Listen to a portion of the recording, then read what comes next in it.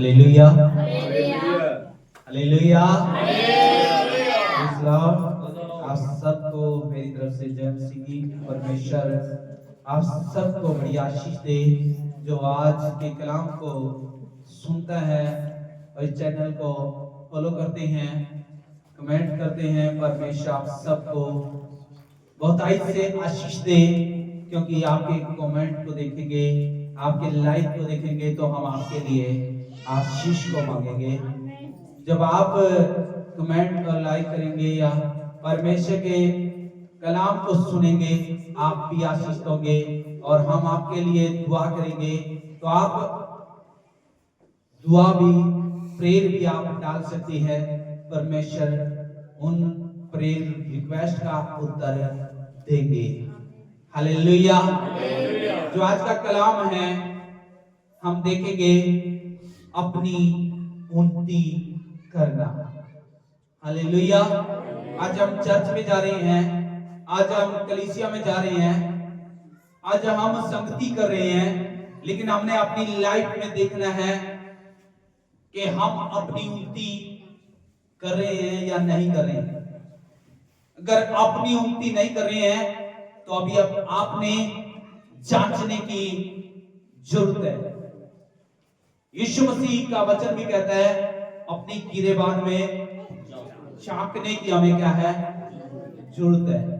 इसलिए अपने अंदर जांचने की, अपने अंदर देखने की हमें जरूरत है कि हम क्या उन्नति कर रहे हैं, क्या मेरी अपनी उन्नति हो रही है। अगर आप अपनी उन्नति करोगे तो याद रखिए दूसरों की भी आप उन्नति कर सकते हो। हालेलुया। आप अपने परिवार के, अपने बच्चों के, अपने घराने की भी क्या कर सकते हो, उन्नति कर सकते हो। हालेलुया। इसलिए अपने गिरेबान में झांकना, अपने अंदर झांकना बहुत जरूरी है। देखना है क्या मैं उन्नति कर रहा हूं या ऐसे ही चर्च में जाकर के सो के आ जाता हूं। क्या मैं उन्नति कर रहा हूं परमेश्वर में इतने दिनों से, इतने सालों से। हालेलुया।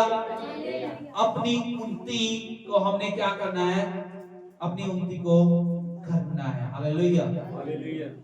अपनी उन्नति करनी है। बाइबल में लिखा है पहली बात अपनी उन्नति करनी है। दूसरी बात आज का मैं आपसे बता रहा हूं, परमेश्वर से बातें करनी है। हालेलुया। अगर आप अपनी उन्नति नहीं कर रहे हैं, अगर आप परमेश्वर से बातें नहीं कर रहे हैं तो आपका चर्च में कोई फायदा नहीं। हालेलुया। इसलिए अपनी उन्नति करनी है और परमेश्वर से बातें करनी है। हालेलुया। जैसा कि हम आज के कलाम से जब हम जान रहे हैं तो वचन में लिखा है, पहला कुरिन्थियों की किताब में हम जो देखते हैं 12 अध्याय और 12 का 27 और 28 में लिखा हुआ है, परमेश्वर का वचन बताता है। इसलिए यदि एक अंग दुख पाता है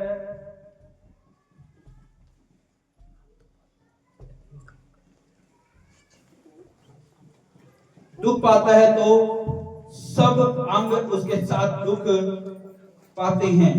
और यदि एक अंग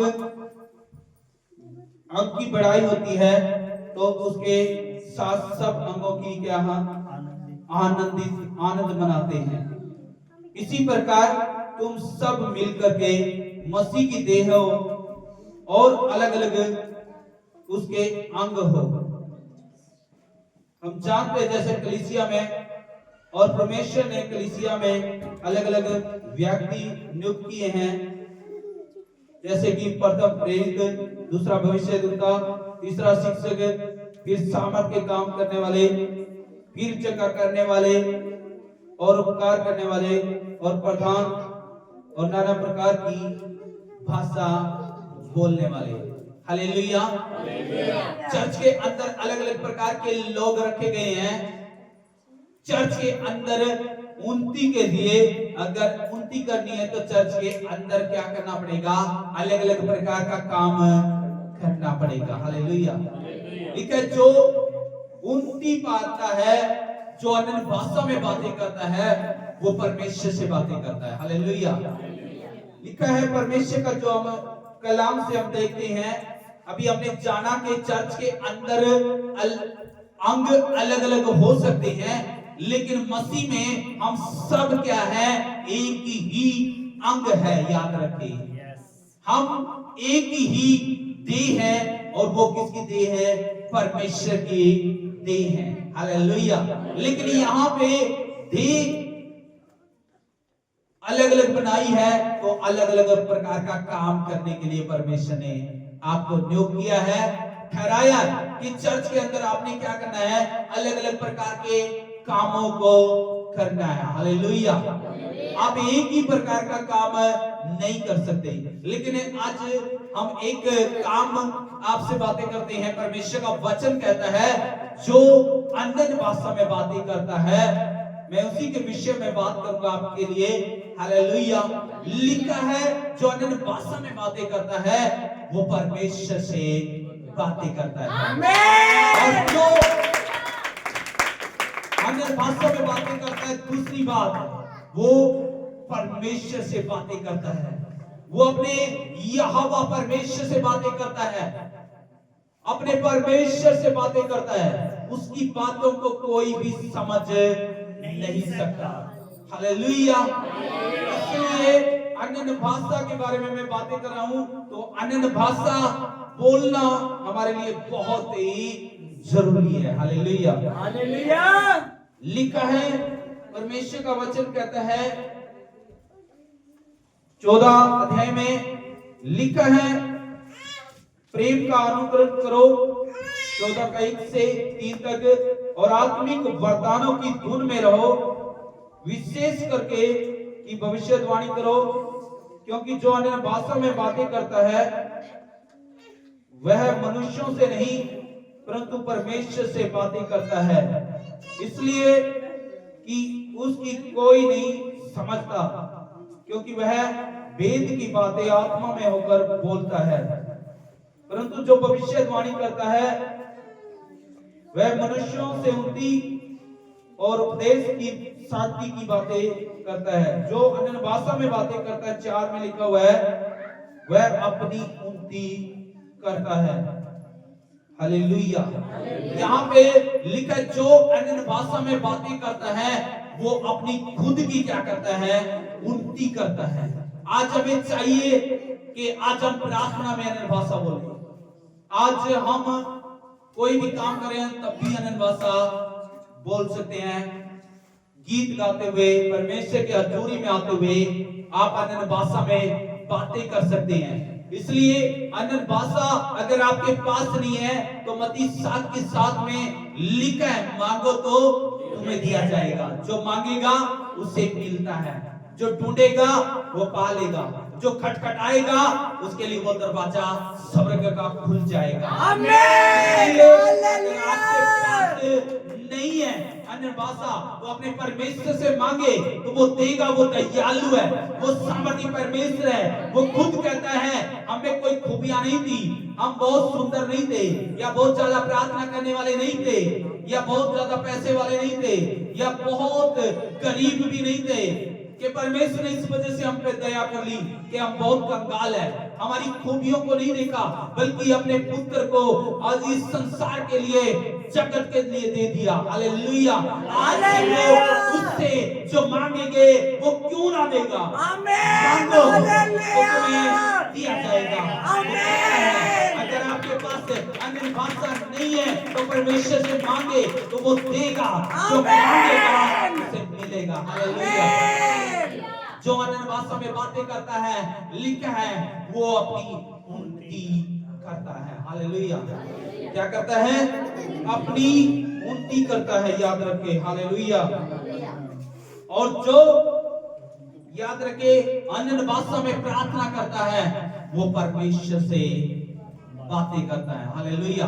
आज हमें चाहिए कि हमें परमेश्वर से क्या करनी है, बातें करनी है। हालेलुया। इसलिए परमेश्वर का वचन हमारे लिए जब पूरा होगा जब आप परमेश्वर से मांगेंगे, और जब हम परमेश्वर की हजूरी में आकर के अन्य भाषा में प्रार्थना करेंगे। वेद की बातें परमेश्वर आपके ऊपर प्रकट करेगा जो कोई समझ नहीं सकता, जो शैतान भी समझ नहीं सकता, वो वेद की बातें परमेश्वर प्रकट करेगा। मैंने देखा है जब किसी के अंदर से दुष्ट आत्मा निकालनी है तो अन्य भाषा बोल रहा है, और जब बोला तो दुष्ट आत्मा ओपन होगी। हालेलुया। अन्य भाषा अगर निकाली है तो दुष्ट आत्माओं के सामने अन्य भाषा लेकर के खड़ा हो गया। मैं परमेश्वर से बातें करने लगा, और जब परमेश्वर से बातें करने लगा तो दुष्ट आत्मा डोलने लगी, दुष्ट आत्मा हिलने लगी, और दुष्ट आत्मा नाश करने लगी, और दुष्ट आत्मा हिल गई और वो छोड़ के चली गई।